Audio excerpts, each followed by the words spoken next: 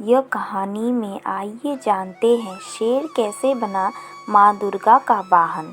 शेर के माँ दुर्गा का वाहन बनने की कहानी तब शुरू होती है जब देवी पार्वती घोर तपस्या करके भगवान शिव को पति के रूप में पाने की कोशिश कर रही थी। सालों तक तप करने के बाद माता पार्वती को भोले भंडारी अपनी पत्नी के रूप में अपना लेते हैं।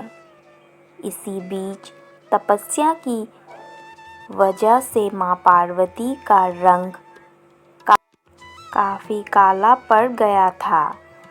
एक दिन ऐसे ही बातचीत के दौरान भगवान शिव माँ पार्वती को काली कह देते हैं। यह बात उन्हें पसंद नहीं आती। वो नाराज होकर दोबारा तप करने के लिए चली जाती है। एक दिन बाद घूमते घूमते एक शेर घोर तप कर रही माँ पार्वती के पास पहुँचा। उन्हें खाने की इच्छा से वो वहाँ घूमता रहा। माँ को तप में लीन देखकर शेर भी वहीं इंतज़ार करता रहा।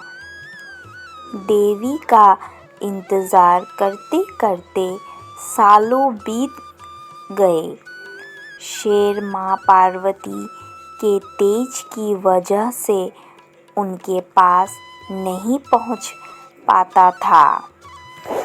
कोशिश करता और असफलता हाथ लगने पर दोबारा लौटकर कोने में बैठ जाता। होते होते कई साल बीत गए। माँ के तप से खुश होकर भगवान शिव प्रकट हुए और माँ से मनचाहा वर मांगने को कहा। देवी पार्वती अपना गोरा रंग वापस चाहती हैं। भगवान ने आशीर्वाद दिया और वहाँ से चले गए। वरदान मिलते ही माँ पार्वती नहाने के लिए चली गई। नहाते ही उनके शरीर से एक और देवी का जन्म हुआ जिनका नाम कौशिकी पड़ा। उनके शरीर से काला रंग भी निकल गया था और माँ का रंग पहले की तरह ही साफ हो गया। इसी वजह से माता पार्वती का नाम माँ आगौड़ी भी पड़ गया। नहाने के कुछ देर बाद माँ की नज़र शेर पर पड़ी। शेर को देखते ही उन्होंने भगवान शिव को याद किया और शेर के लिए भी वरदान मांगा। माता पार्वती ने भगवान से कहा, हे नाथ, यह शेर सालों से मुझे भोजन के रूप में ग्रहण करने के लिए